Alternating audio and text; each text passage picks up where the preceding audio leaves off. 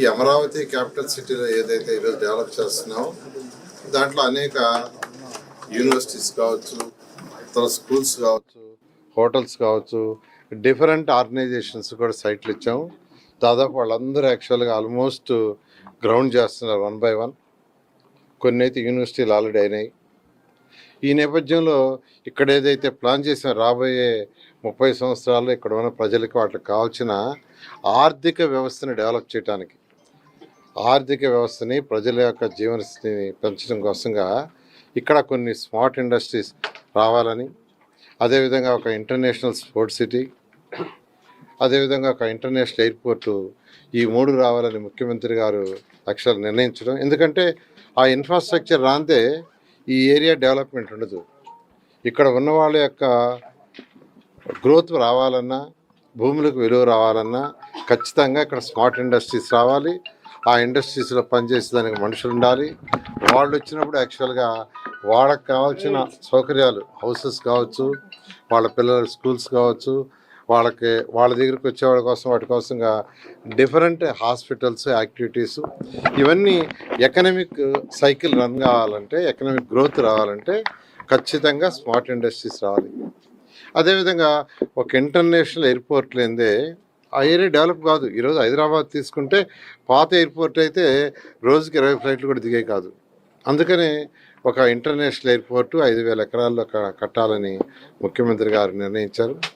అదేవిధంగా ఒక international sports city కట్టాలని నిర్ణయించారు. వాటికి కొంత ల్యాండ్ తీసుకోవటానికి ముందుకు యాక్చువల్గా ఈ గ్రామాల్లో కలెక్టర్ వారి యొక్క అధికారులు యాక్చువల్గా గ్రామ మీటింగ్లు పెట్టారు. దాంట్లో రిజల్యూషన్స్ తీసుకున్నారు.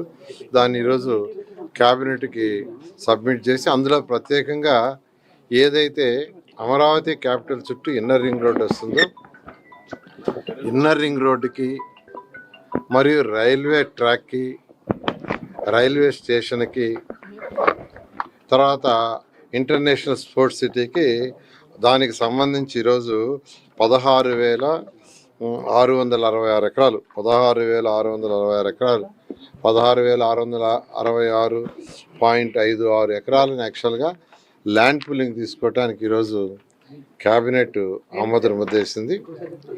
దీని మీద యాక్చువల్గా railway track, railway station, international sports city, inner ring road, దీనికి సంబంధించి యాక్చువల్గా ఎయిర్పోర్ట్ కాదు, ఈ వీటికి మాత్రం ఈ యొక్క 16,666.5 ఎకరాలు క్యాబినెట్ ఆమోదించింది. దీని వెంటనే అధికారులు యాక్చువల్గా దీని మీద ముందుకు పోయి ప్రొసీడ్ అయ్యి, గతంలో ఏదైతే ల్యాండ్ పూలింగ్కి రైతులకి ఎలాంటి బెనిఫిట్స్ ఇచ్చామో అదే బెనిఫిట్స్ కంటిన్యూ చేయమని యాక్చువల్గా ఆదేశించారు. దాని మీద ముందుకు పోవడం జరుగుతుంది. ఏ గ్రామాలు ఎంత తీసుకున్నారు, అలా కాకుండా ప్రభుత్వ భూమి ఎంత ఉంది ఆ గ్రామాల్లో? దీంట్లో తీసుకుంటే యాక్చువల్గా వైకుంఠపురము, పెద్దమూరు, ఎండ్రాయి, కర్లపూడిలో మొత్తం 7,562 ఎకరాలు.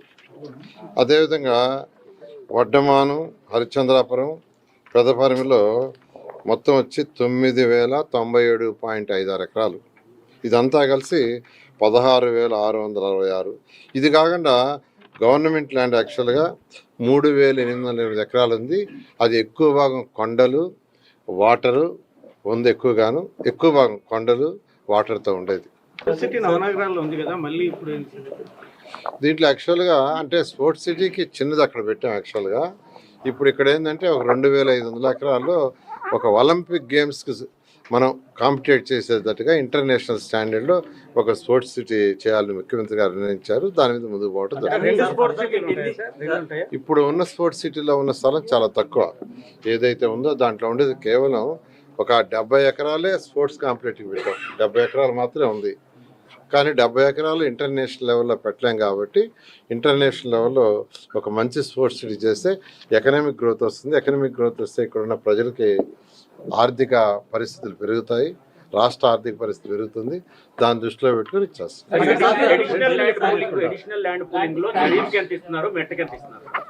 గతంలో ఏదైతే ఇచ్చామో అంటే జరీబ్ అయితే 1000 + 450 చదరపు గజాలు, జరీబ్ కాకుండా ఉంటే 1000 + 250 సేమ్ అదే గతంలో ఏదైతే జీవో ఇచ్చామో అదే జీవో ప్రకారం యాన్యుటీ కానీ ల్యాండ్ రేషియో కానీ ఎవ్రీథింగ్ డిటో అలాగే పోతుంది. అంటే ఇదేనా ఇంకా ఉంటుంది? అంటే ఇప్పుడు 2 దశలు అన్నారు, ఇప్పుడు 3వ దశ కూడా ఉంటుంది. ఎందుకంటే ఇప్పటికే మీరు చెప్పారు 44,000 ఎకరాలు తీసుకోవచ్చు అని. ఇప్పుడు యాక్చువల్గా ఇమ్మీడియట్గా ఇంటర్నేషనల్ స్పోర్ట్స్ సిటీకి, రైల్వే ట్రాక్కి, ఇన్నర్ రింగ్ రోడ్ ఏదైతే వస్తుందో ఆ ఏరియాలో ఈ ల్యాండ్ ఇచ్చి తీసుకున్నాం. నెక్స్ట్ అధికారులు వర్కౌట్ చేస్తున్నారు.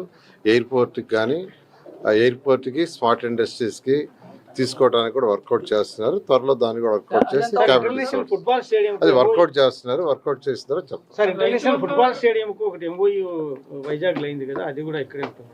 అంటే ఇక్కడ కంప్లీట్గా ఎక్స్క్లూజివ్గా ఒక ఇంటిగ్రేటెడ్ ఇంటర్నేషనల్ స్పోర్ట్స్ సిటీ వస్తుంది. చాలా